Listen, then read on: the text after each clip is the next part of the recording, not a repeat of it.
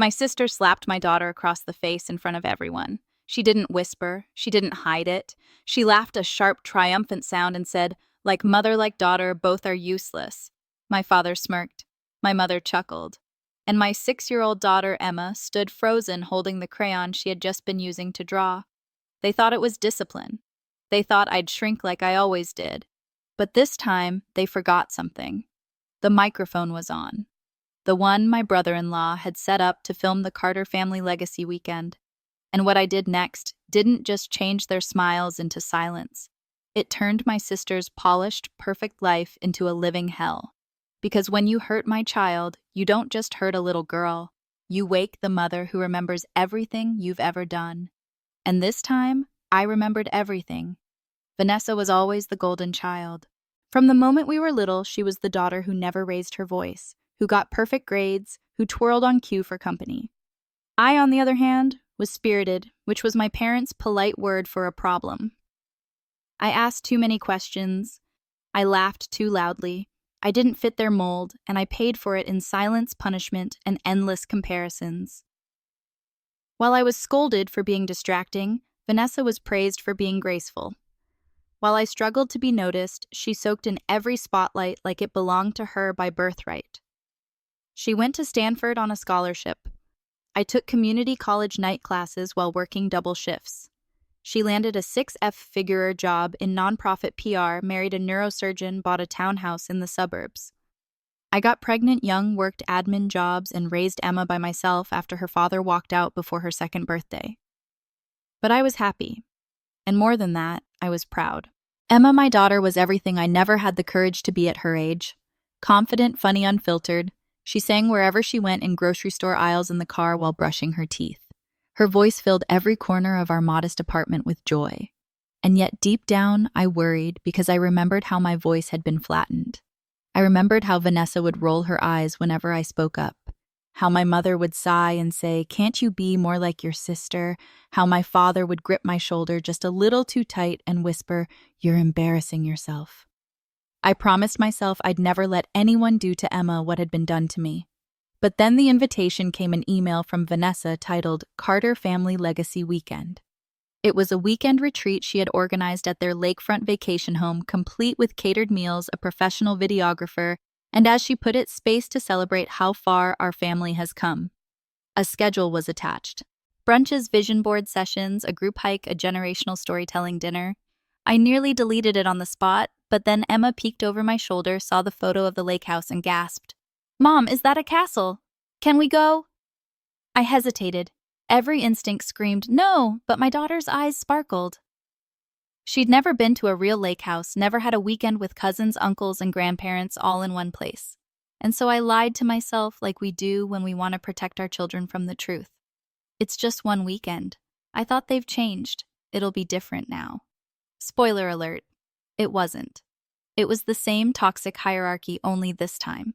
It wasn't just me they came for. It was my daughter. The week leading up to the trip, I told myself to stay neutral, polite, civil, invisible. I packed Emma's favorite dresses, her crayons, her headphones, and her stuffed bunny Maple. I made mental notes. Don't engage, don't react, don't let them pull you back into their game. Lena, my best friend since college, saw through it immediately. "You really think Vanessa's throwing this legacy weekend for the family?" she asked, eyebrows raised as she sipped coffee across from me. "This is a PR stunt, Rachel. She's branding her family like it's a nonprofit gala." "She's trying," I said, trying to convince myself. "Maybe she wants to reconnect." Lena snorted. "Vanessa doesn't reconnect. She reclaims. Big difference." I wanted to laugh, but she was right. My sister didn't do sincerity. She did optics. But Emma had been bouncing around the apartment singing made-up songs about the lake house and her cousins. She'd even drawn a picture of all of us by the water stick figures holding hands smiling. So I packed guilt alongside sunscreen and juice boxes. The drive to the lake house was nearly 4 hours. Emma sang most of the way. I forced smiles, but my grip on the steering wheel tightened every mile closer to that house. When we pulled up, it was exactly what I expected. Massive, white-painted magazine. Perfect. A rental probably, but still staged like royalty lived there. Two Teslas and a Range Rover sat in the circular driveway. Someone had hired a valet. Emma gasped. It really is a castle. Vanessa greeted us at the door wearing linen culottes, gold sandals, and that curated smile she used for fundraisers. "Rachel," she said like it physically pained her. "You made it." She gave me an air kiss. Then she knelt to Emma's level. "And this must be the songbee bird," she cooed. "You've gotten so big." Emma beamed. I practiced a new song for everyone. Vanessa froze for half a second before recovering. How lovely. Inside, I saw the familiar cast of relatives. Aunt Bev always gossiping, Uncle Don always talking over people, my parents Gerald and Marilyn sitting like royalty in the great room, drinks already in hand. The house was wired with small microphones, which Vanessa's husband Mark explained were for capturing candid family moments for the highlight reel. He handled tech stuff. Vanessa had hired a freelance filmmaker to cut together a sizzle reel of the weekend. Like a reality show, I joked. Mark chuckled. She wants to screen it at Christmas. I tried not to cringe. When we were shown to our room, the converted mudroom with a cot and no windows. I swallowed the insult. Emma didn't seem to notice. She was too busy talking about which cousin she'd play with first. She didn't know yet that in this house, joy was not just ignored. It was punished. The weekend had barely started and the hierarchy had already been established. Vanessa was the star walking around with a clipboard and a headset like she was producing a live television event. She barked orders at the caterers, smoothed her dress every time someone took a photo, and made sure the camera always caught her laughing, hugging, or pretending to listen. Meanwhile, Emma and I were treated like afterthoughts. At dinner, the first night, a catered 3-course meal served on long banquet tables under twinkle lights. We were seated at the far end next to the kids and the less important cousins. Vanessa sat beside our parents in the center, surrounded by everyone she considered worth impressing. Donors, board members, high-profile friends, and her husband's colleagues. Emma had worn her yellow sundress, the one with embroidered stars, and spent the first half of the meal trying to be noticed. She offered to sing her song. She complimented Aunt Bev's earrings. She even tried to join a conversation about the lake by saying, "I saw a frog outside." No one responded. Her voice fell into silence like a stone into a bottomless well. My parents made no effort to help. My mom gave a tight smile and said, "Let the grown-ups talk, sweetheart." My dad was too busy bragging about Vanessa's latest TV interview on a local news segment. "You know," he said, swirling wine in his glass, "they want her to do a TEDx talk next year on legacy and leadership. Beautiful theme, isn't it?" Vanessa smiled like a queen receiving tribute. I stayed quiet. I had learned not to challenge their narrative. Not unless I wanted to be called jealous, bitter, ungrateful, or worse. Emma leaned over to me and whispered, "Mom, why does Grandma only talk to Aunt Vanessa?" I squeezed her hand. "Because sometimes grown-ups forget how to share attention." She nodded solemnly like she understood more than she should. Later that night in our cramped room, I found her coloring quietly by the door. "What are you drawing?" I asked. She held up the picture. It was our family, just like the one she drew at home, but this time we were standing in a corner far from everyone else. "They don't want us in the middle," she said matter-of-factly. "So I put us over here." My throat tightened. I wanted to tell her she was wrong, that we belonged, that blood meant inclusion. But I couldn't lie. Not after everything I'd seen. Instead, I kissed the top of her head and said, "Thank you for making space for us, even when they won't." She smiled completely unbothered, but I was bothered. I was furious because the patterns I thought I had escaped were circling back only now.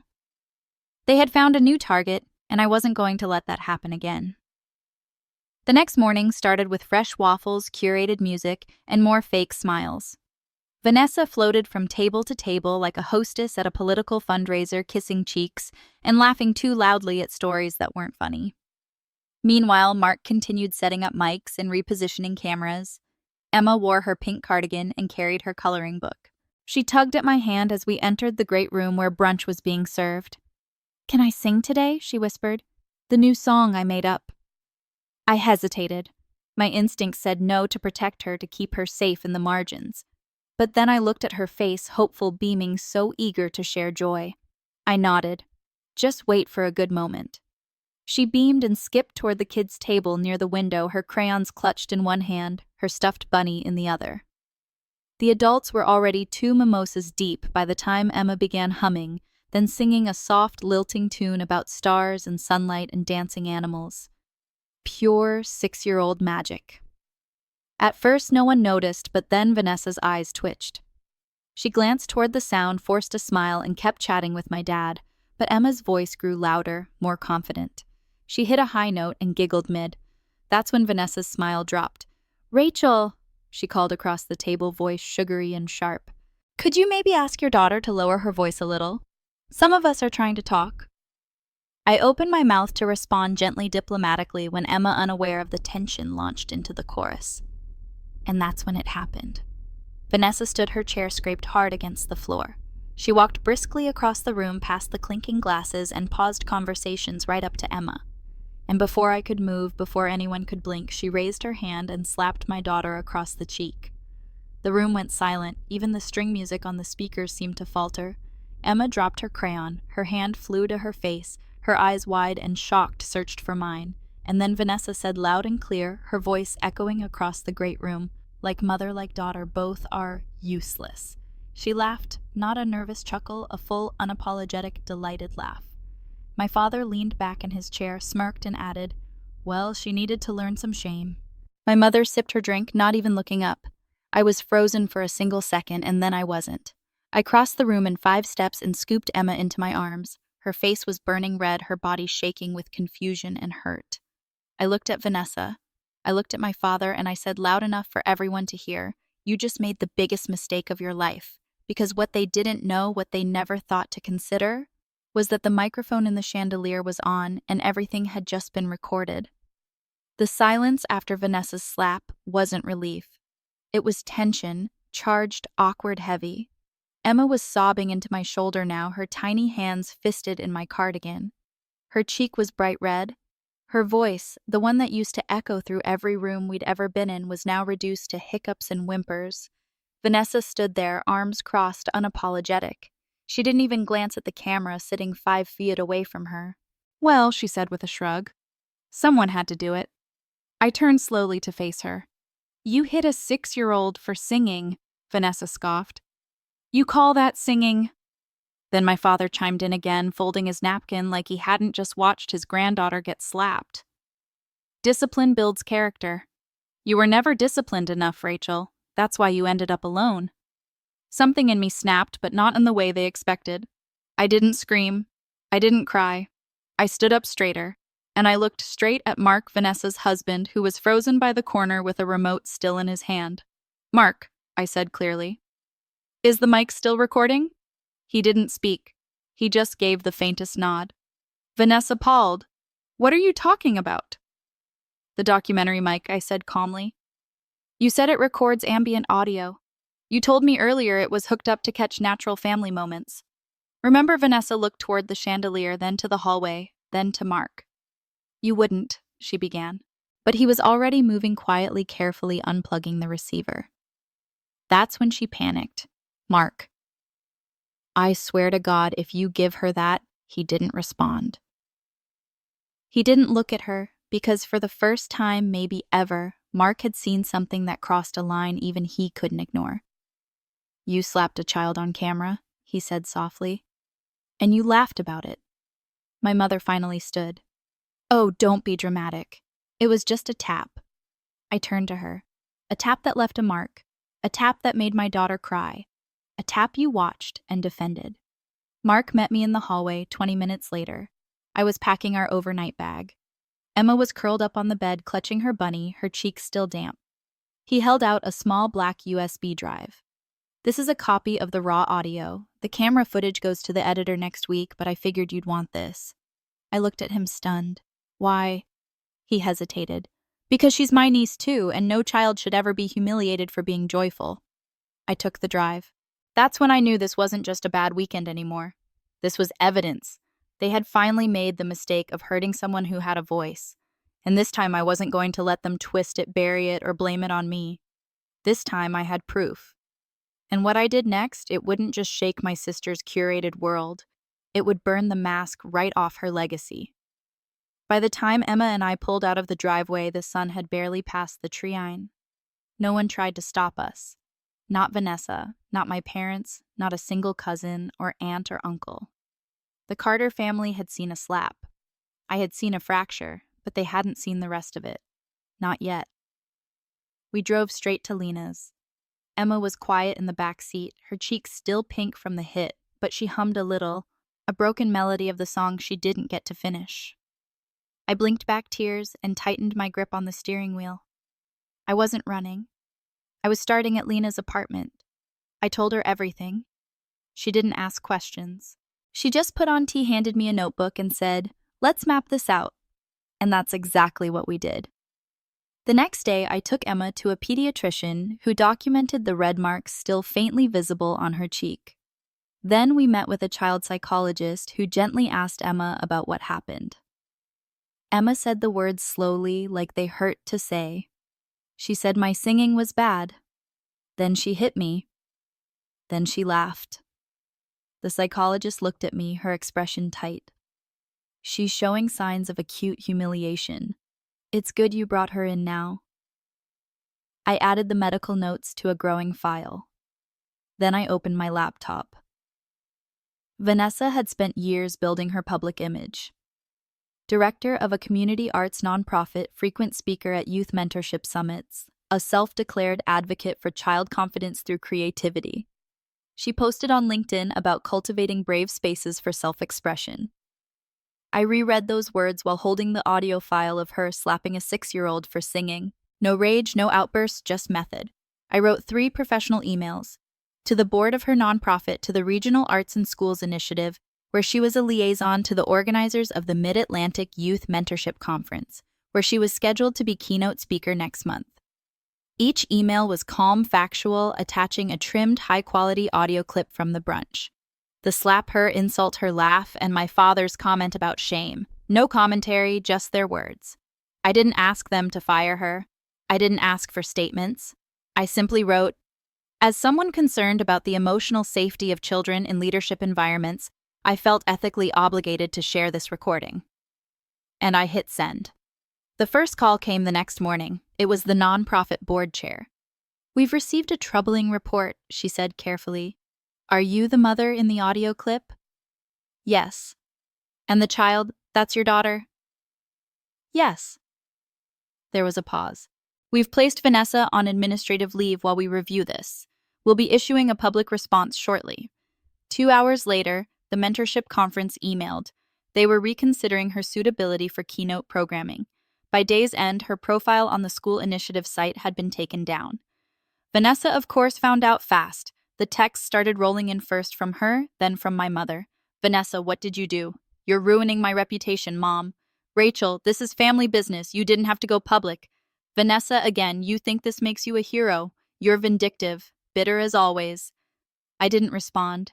I didn't need to, because the world she'd carefully built, the one full of staged smiles and borrowed morality, was finally cracking. And it wasn't because I told a lie. It was because I told the truth for the first time in my life. Silence felt like power. I didn't post the audio online. I didn't write some scathing essay. I didn't even respond to Vanessa's desperate emails, which had quickly shifted from furious to pleading. I let the facts do the talking. The nonprofit issued a statement. "We are committed to environments where all children feel safe and heard. In light of recent concerns, Ms. Carter has been placed on indefinite leave. It was short, clinical, brutal in its finality. The mentorship summit replaced her name on the speaker list within 48 hours. And Emma. She began to sing again, quietly at first in the bathtub in the hallway. Then one night she sang while brushing her teeth, the same song she never got to finish that day. I didn't cry until I left the bathroom. A few days later, the phone calls started. Not from Vanessa, not from my parents, from other family members. My cousin Jules called and said softly, "I was sitting 3 chairs away. I saw everything. I should have said something. I'm sorry." My Uncle Nate emailed to say he had seen Vanessa push his son into a cabinet once for making too much noise, and he hadn't spoken up. Even Aunt Bev, usually too busy gossiping about everyone to care about. Anyone left a voicemail saying, "I used to think Vanessa was just stern, but now I think I watched her turn into your father." Those words stuck to my ribs. I didn't forgive them all immediately. Some I didn't respond to, but for the first time, the cracks in our family structure weren't coming from me. They were coming from people who had always been silent. Lena hosted a small dinner for what she jokingly called my real family. Emma helped bake the cornbread. Mark came too without Vanessa. I wasn't surprised. He handed Emma a new sketch pad and looked me in the eye. "I'm sorry I didn't step in sooner." I nodded. "You did the most important thing. You turned on the mic." That night, Emma sat on the couch between me and Lena sketching a picture of a house. This time we weren't in the corner, we were in the center, smiling. My mother called again the next morning. "We need to talk," she said curtly. "About what?" "You've torn this family apart." I laughed, not out of cruelty, out of clarity. "No, Mom. I just refused to keep taping it back together." She hung up and I stared at the phone and realized something profound. I didn't feel small anymore. For the first time since I was a child, I had said no and meant it. Not for revenge for Emma, for the voice they tried to silence, and the one I was just beginning to find. 6 weeks after the slap, I hosted something I never thought I would. Not a confrontation, not a campaign, but a celebration. A small one in our apartment, just people who showed up when it mattered. Lena brought her famous peach pie. Mark came with his son, quiet, wide-eyed, and polite. Jules and Aunt Bev arrived with armfuls of flowers and juice boxes, even Dr. Harris, Emma's child therapist, dropped by for 10 minutes just to say, "You're doing everything right." Emma was glowing. She wore a blue dress and had placed star stickers on her cheeks like freckles. At some point, she slipped away from the snacks and walked toward the center of the room with quiet determination. "Mom," she whispered, tugging on my sleeve. "Can I sing now?" I froze for a second. Part awe, part fear. "You don't have to," I said gently. "Only if you want to." "I want to," she said. I practiced. The room quieted as Emma stepped onto our living room rug like it was a stage. She began to sing. Not the cartoon theme song from that awful weekend. This was new, something she'd written herself. A gentle melody about strong hearts and stars that still shine even when clouds try to hide them. Her voice was soft at first, then stronger, clearer, confident, and I cried. Not because I was sad, because I was witnessing healing in real time. The arc of pain to power in 6-year-old form. When she finished, everyone clapped. Mark had tears in his eyes. Lena mouthed, "She's magic." I knelt down, hugged her tight, and whispered, "You have the bravest voice I've ever heard." Later that night, after everyone had gone, I sat on the couch with a blanket around my shoulders and the remains of joy still lingering in the air. Empty glasses, music notes, soft laughter echoing in my head. My phone buzzed, a message from Vanessa, just 2 words. "You win." I stared at it for a moment, then deleted it. Because this wasn't about winning, it was about breaking a cycle that had kept generations of women in our family small, quiet, and bruised by shame masked as discipline. Vanessa had tried to silence Emma. My parents had laughed. And in that moment, they taught me the most important lesson of my life, that family is not built on blood. It's built on protection, on listening, on showing up. And that sometimes to save your child and yourself, you have to burn the old blueprint and draw your own map with crayons, with voice, with light.